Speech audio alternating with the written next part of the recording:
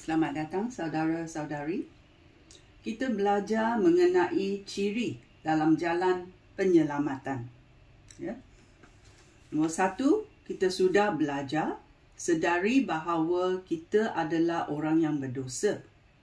Nombor 2, kita mesti benar-benar menyesal dan bertaubat kepada Tuhan.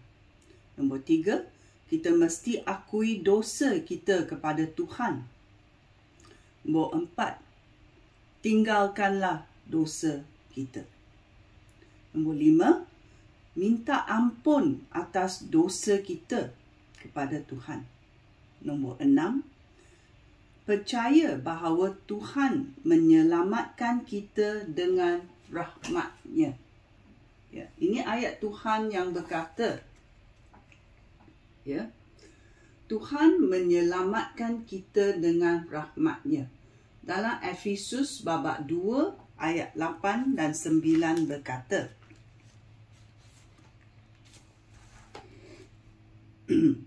hal itu demikian kerana dengan rahmat Allah kamu diselamatkan oleh sebab kamu percaya kepada Yesus. Penyelamatan itu bukan hasil usaha kamu sendiri, melainkan kurnia Allah. Oleh itu, kamu tidak mempunyai alasan untuk bercakap besar tentang hal itu.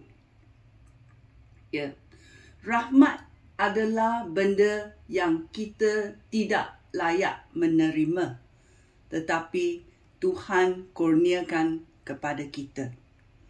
Betapa baiknya kita sebagai seorang manusia. Kita berbuat baik atau di dalam dunia ini, ya, tidak menghasilkan rahmat Tuhan. Ya, kita tidak masuk syurga kerana kebaikan kita sendiri. Tetapi kita boleh masuk syurga kerana rahmat Allah. Ya, kerana Allah baik. Kerana Dia mau memilih kamu. Kerana Dia berkata, saya mau memilih orang ini menjadi, ya, menjadi anak-anak Allah. Oleh itu dalam Efesus babak 2 ayat 8 dan 9 berkata, kerana rahmat Allah kamu diselamatkan kerana kamu percaya kepada penyelamatan Yesus Kristus. Ya? Yesus Kristus telah mengorbankan diri 2000 tahun dahulu. Ya? Kurniaan itu telah diberi. Tetapi kita mesti mengambil keputusan untuk menerima penyelamatan ini. Ya? Rahmat telah dicurahkan. Ya? Kamu diselamatkan oleh sebab kamu percaya kepada Yesus. Ya? Rahmat itu sudah dilimpahkan. Tetapi kamu mesti percaya. Ya?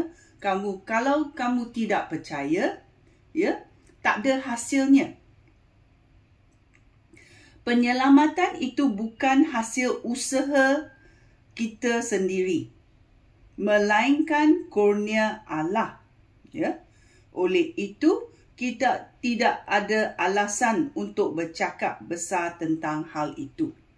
Kita ingat kita buat kerja-kerja dalam gereja atau berbuat baik, ya, di dunia ini, kita telah menerima penyelamatan.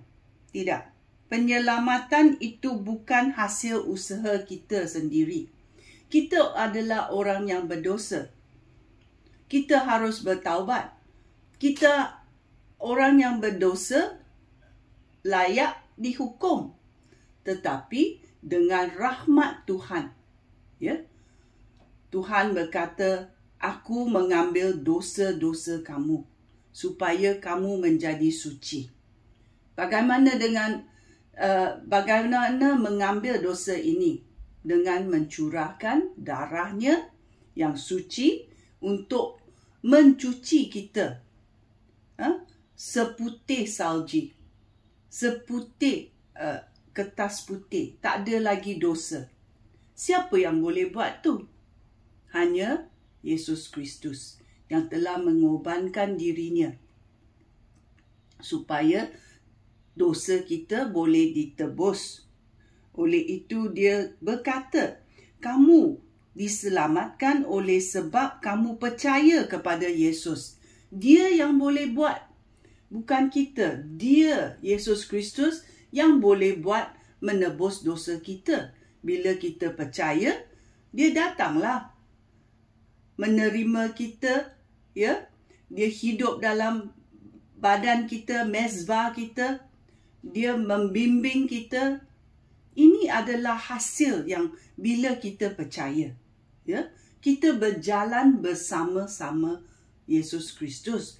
Kita berjalan bersama-sama Tuhan kerana kita sudah bersekutu dengan Allah, ya.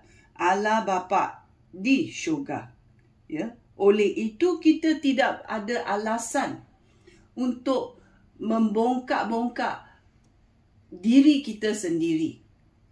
Kerana rahmat itu kita tidak boleh menghasilkan.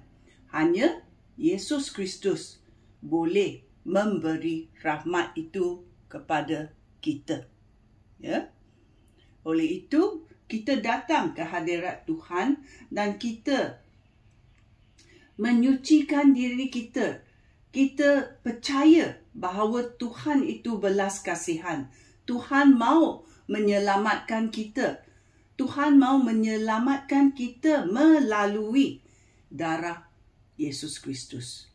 Ya, supaya kita boleh bersekutu dengan Tuhan. Maukah kamu menerima penyelamatan? Ya, kamu perlu percaya bahawa Tuhan datang untuk menyelamatkan kamu. Berdosa kita ni, ya, tetapi Tuhan berkata, saya boleh menebus dosa kamu. Maukah kamu percaya kepada penyelamatan Yesus Kristus? Sekian, terima kasih. Shalom.